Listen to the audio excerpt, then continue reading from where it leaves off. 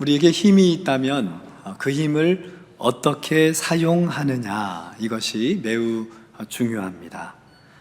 우리가 이 땅에서 나 자신의 유익만을 위하여 그 힘을 쓰다 보면 그 힘이 점점 약해지는 것을 깨닫게 됩니다. 시간이 갈수록 우리의 근육이 빠지고 또 우리가 무력해지고 우리의 모든 힘이 소모돼 버리고 고갈되는 것처럼 여겨집니다.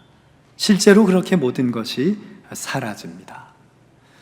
그런데 우리가 하나님의 주시는 힘을 가지고 다른 사람을 섬기고 또 세우는 일에, 누군가를 살리는 일에, 누군가에게 도움이 되고 공동체의 공헌이 되는 쪽으로 그 힘을 사용하면 놀랍게도 그 힘은 날마다 더욱 확장되고 강하여지고 그 힘이 증폭되는 것을 깨닫게 됩니다. 여러분, 신앙의 신비란 바로 이것입니다.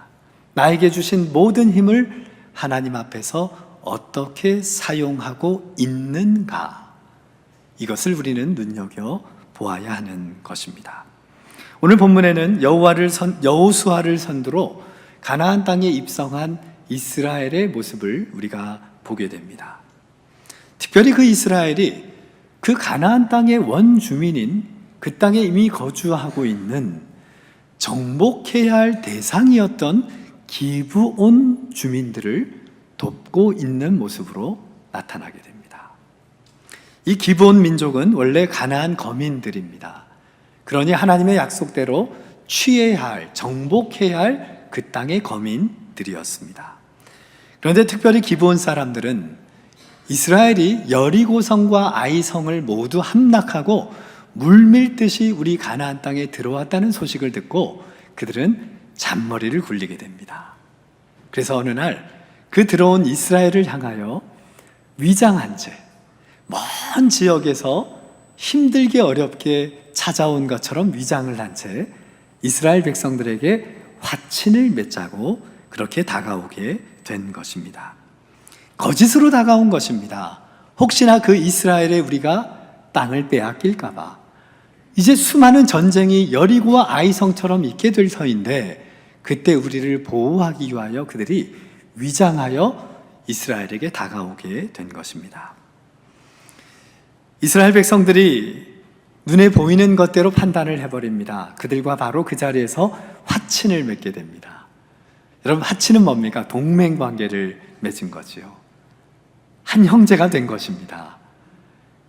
여러분, 우리가 이 땅을 살아갈 때 우리 눈앞에 너무나 당연하게 보이는 것들이 있습니다. 그냥 당연한 것이기에 하나님께 묻지 않을 때가 있습니다. 그런데 오늘 이스라엘 백성들은 그것을 놓고 하나님께 전혀 묻지 않게 됩니다. 눈에 보이는 대로 당연하게 그들의 이성과 그들의 판단과 기준에 맞게 모든 것을 결정하며 나아갔던 것이죠. 나중에야 이스라엘이 속은 것을 알게 됩니다. 또 그렇게 기브온 주민과 화친을 맺은 이유로 가나안 땅의 거민들에게 큰 공격을 받게 되는 일을 경험하게 됩니다.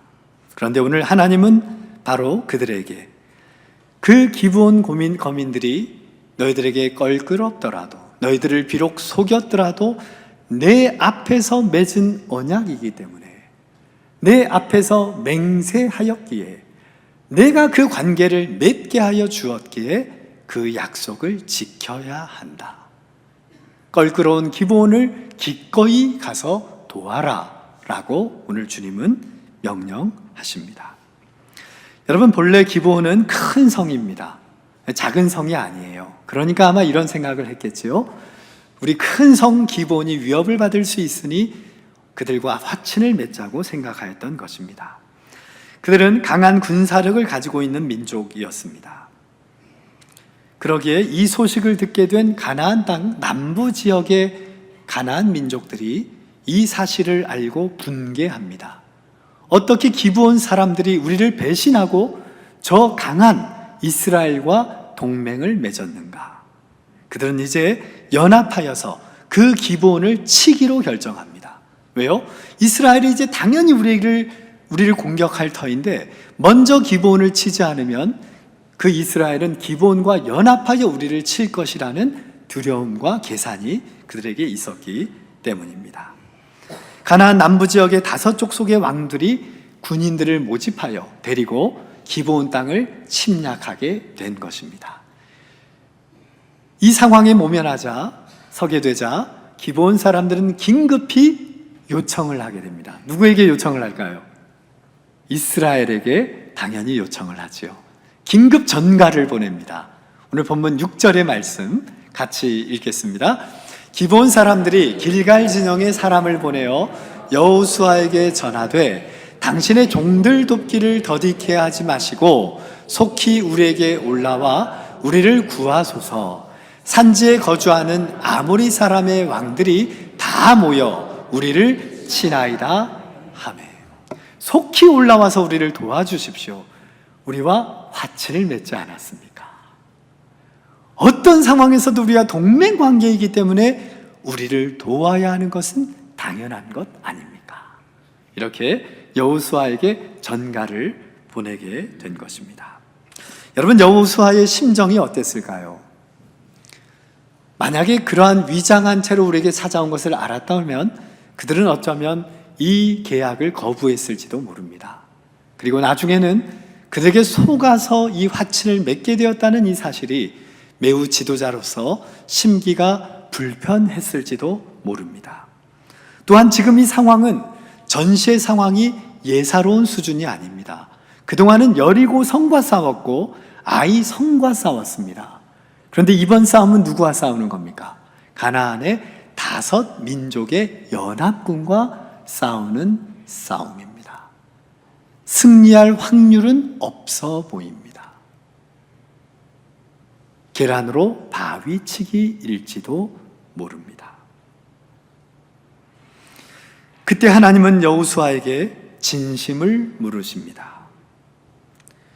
너희가 내 앞에서 계약을 맺은 그 기브온을 너희들이 받아들이고 사랑하고 용서하고 품을 수 있는가? 그리고 그것을 진정으로 행동으로 보일 수 있겠느냐? 하나님은 거기까지 요구하게 되신 것입니다. 사실 이 이스라엘의 기브온을 돕는 전쟁은 그 어떤 전쟁보다 힘든 전쟁입니다. 여러분, 내가 좋아하는 사람을 위해서라면 우리는 나의 목숨을 걸고 싸울 수 있습니다. 나를 돕는 누군가를 위해서라면 나의 모든 것을 걸고서라도 그를 위하여 우리는 싸울 수 있습니다.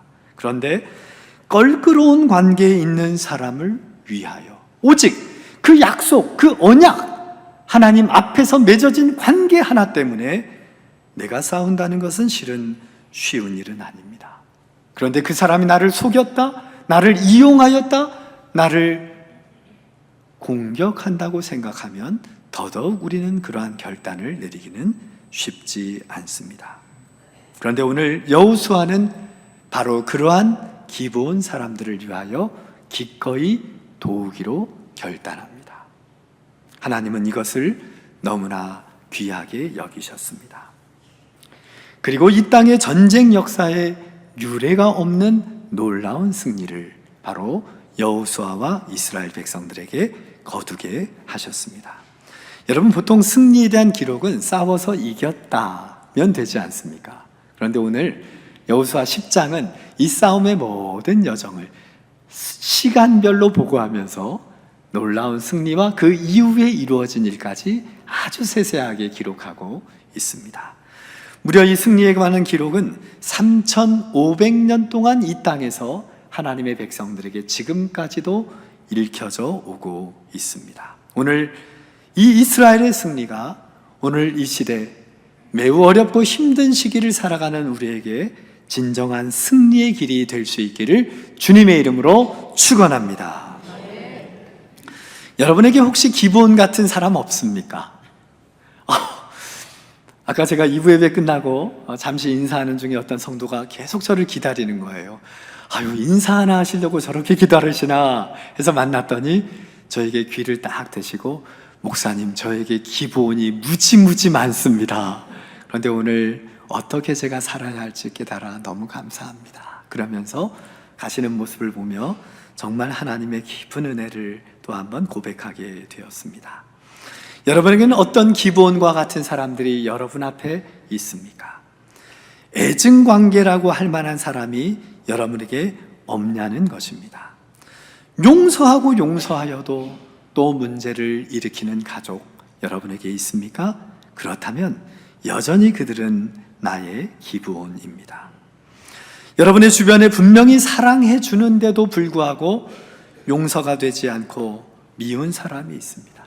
계속하여 반복적으로 같은 일을 그렇게 해가기 때문입니다. 그것이 나에게 상처를 줍니다. 그러한 자가 있다면 그 또한 나의 기브온입니다. 혹시 여러분들 자녀들 중에 끊임없이 말썽을 일으키고 또 여러분에게 짐이 되고 무거운 십자가가 되는 자녀가 여전히 있습니까? 그렇다면 그 자녀는 바로 우리의 기브온입니다. 늘 자신의 책임을 회피하고 또 나를 시기하고 나의 약점을 공격하고 또 나에게 모든 걸 뒤집어 씌우는 그러한 사람들이 옆에 있습니까? 그런 동료가 여러분 가까이에 있습니까? 그렇다면 그들은 바로 여러분의 기드온입니다. 아낌없이 도와주어도 변할 것 같지 않는 여러분의 친척이 있습니까? 요즘에는요, 친척 때문에 어려움을 당하는 이들이 너무나 많습니다.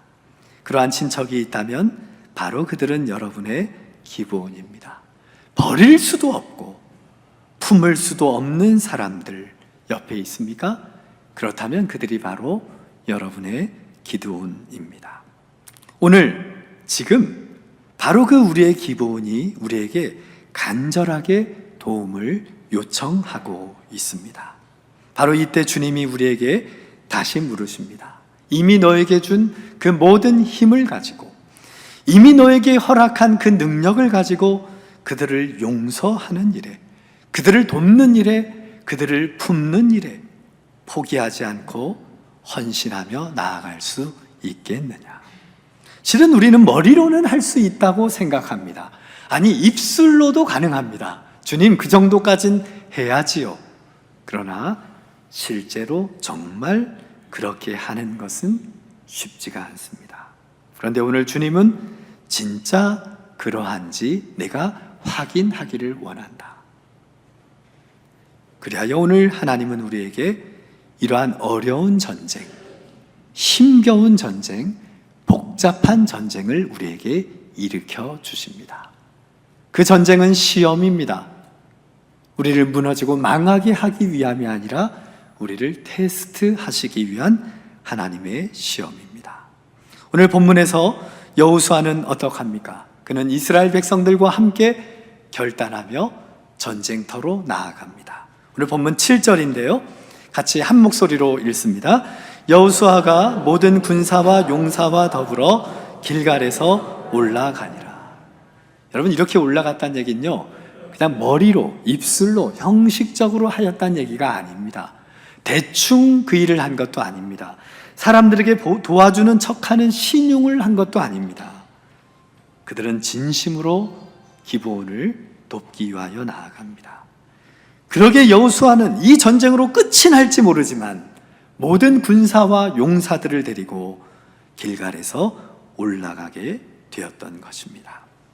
껄끄러운 기브온 사람들이지만, 우리를 속이고 이용하였던 사람들이지만 하나님 앞에서 맺은 언약이기 때문에, 하나님이 맺어주신 관계이기 때문에, 하나님께서 허락하신, 허용하신 관계이기 때문에 그 하나님을 믿으며 그들을 위하여 기꺼이 나아가게 된 것입니다.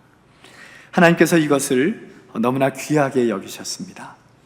보통 성경에는 이러한 정도의 상황이 되면 하나님께서는 꼭 기적을 보여주셨습니다. 기적 아니고는 이길 재간이 없기 때문에 그러겠지요. 그런데 오늘 본문은 참 특별합니다. 기적이 한 번이면 충분하지 않습니까? 그런데 오늘 본문에는 기적이 연거푸 등장합니다. 한번 따라 하실까요? 쌍기적. 쌍기적이라고 하죠. 놀라운 기적이 이루어지게 됩니다. 우리 하나님의 보여주신, 또 하나님이 이 전쟁을 승리로 이끄신, 이 일을 통하여 이루시기 원하시는 하나님의 뜻이 무엇일까요?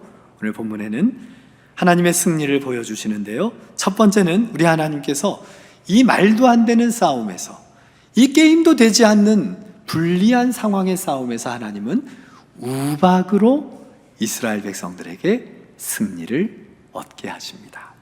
11절의 말씀 같이 읽습니다.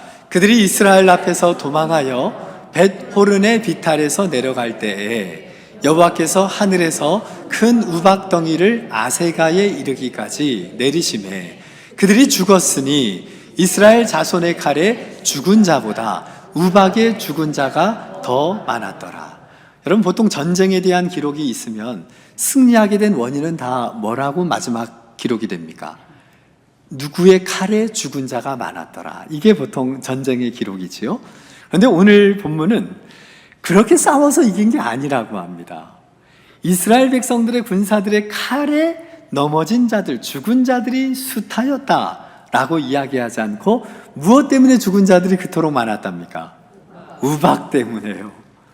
여러분, 우리 인간은 잘해야 칼싸움을 잘해서 이길 수 있지요. 그런데 오늘 이 싸움은 그것으로는 이길 수 없는 싸움입니다. 그런데 여러분, 모든 싸움의 주체는 우리가 아닙니다. 우리가 싸워서 이기는 게 아니거든요. 이 싸움의 주체는 언제나 하나님이십니다. 왜요?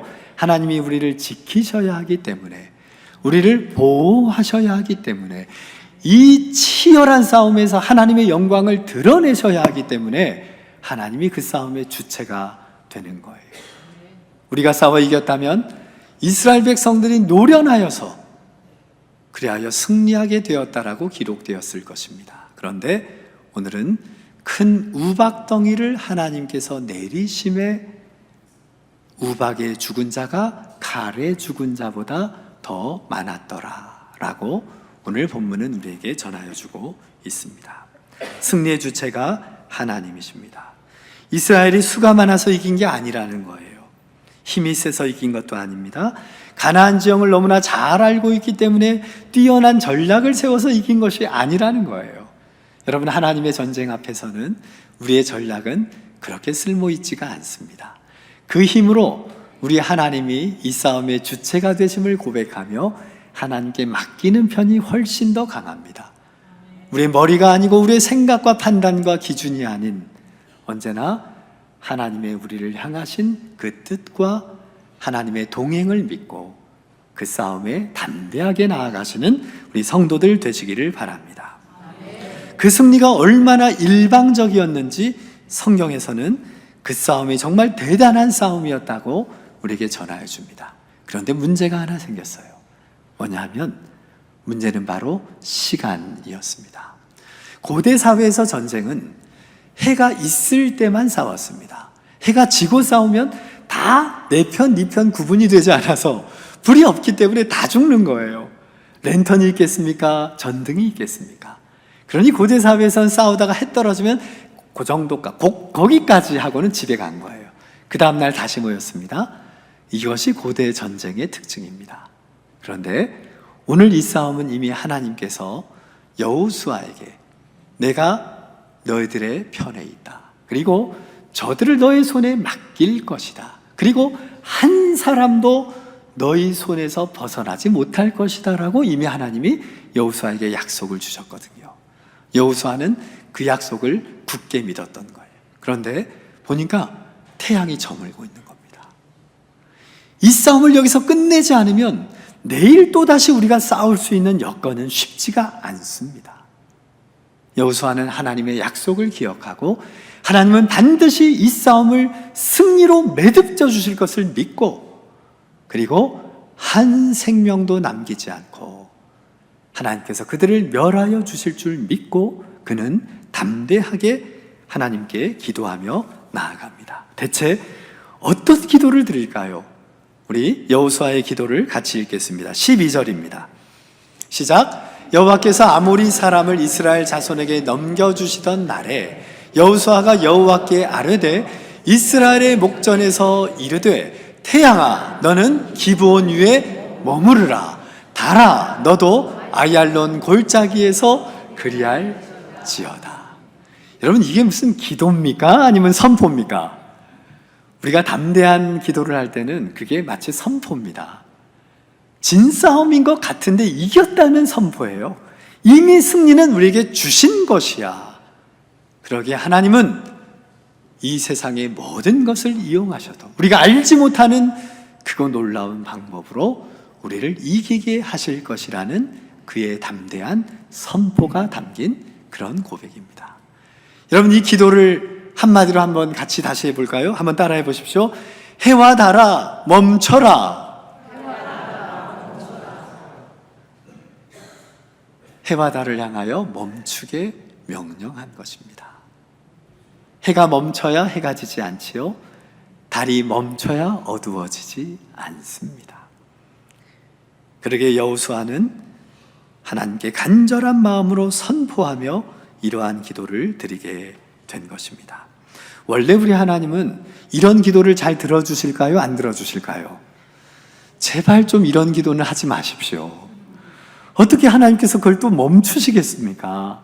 하나님도 실은 참 부담되는 기도 중에 하나가 바로 여호수아의 기도입니다. 그런데요, 하나님은 오늘 이 여호수아의 기도를 즉각적으로 들어주셨습니다.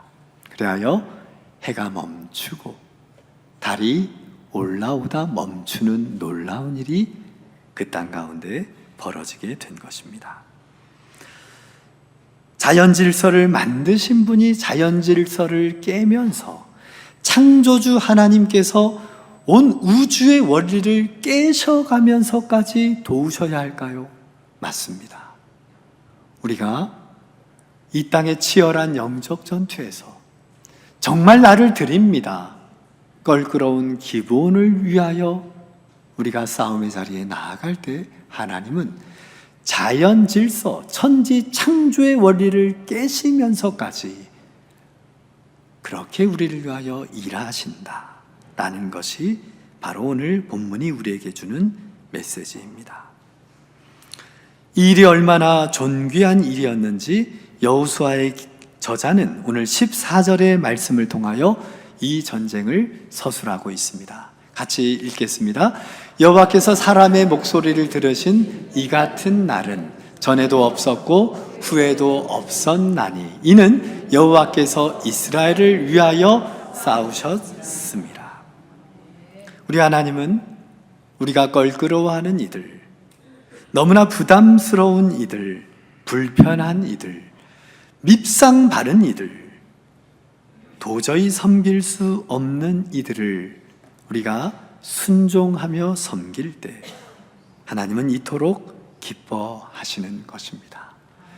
우리가 이 땅에서 어떤 큰 성공과 열매를 거두는 것이 우리의 목적이 된다면 그 인생처럼 허망하고 허무한 인생은 이 땅에 없을 것입니다. 그런데 우리 인생이 끝까지 하나님을 기쁘게 하시는 것이 우리의 목표가 된다면 그 삶의 열매가 무엇이든, 그 삶의 화려함과 크기가 무엇이든 그것은 전혀 중요한 것이 되지를 않습니다. 우리 하나님은 나에게 껄끄러운 이들, 원수 같은 사람을 위해서라도 나에게 주신 그 힘을 사용하고 그들을 향하여 용서를 베풀고 진정으로 그들을 돕고 섬길 때 우리의 삶의 기적이 나타나는 통로가 되도록 인도하여 주십니다. 현대인들은 너무나 빡빡합니다. 내 마음의 아픔과 상처 때문에 내가 불편한 이들, 내가 미워하는 이들, 나를 이용한 이들을 결코 용납하지를 못합니다. 좋습니다. 그런데 문제는 우리가 하나님 앞에 설 때에는 그것이 너무나 큰 문제가 됩니다. 왜 너에게 베푼 그 은혜를 잊고 그를 받아주지 않았느냐? 왜 내가 너를 믿고 보내준 그들을 너희들은 용서해 주지 못하였느냐? 그들을 위하여 너를 이 땅에 보냈는데 왜 너는 그들을 위하여 너에게 준 것들을 사용하지 않다가 여기에 섰느냐? 그때가 문제가 되기 때문에 우리는 보다 정신을 바짝 차리고 오늘을 살아가야 합니다. 여러분이 서 있는 그 자리에서 누군가를 살리는 쪽으로, 누군가를 세우는 쪽으로, 누군가에게 도움이 되는 쪽으로 무엇인가 공동체에 유익이 되고 공헌이 되는 인생으로 살아가실 수 있기를 바랍니다. 이것이 바로 영적 호연지기의 삶입니다. 우리 한번 옆에 계신 분들 바라보면서 영적 호연지기가 되십시오. 그럴 때 우리 안에 눌렸던, 우리를 옥매였던, 우리를 옥죄였던 수많은 인생의 사슬로부터 비로소 우리는 해방될 것입니다.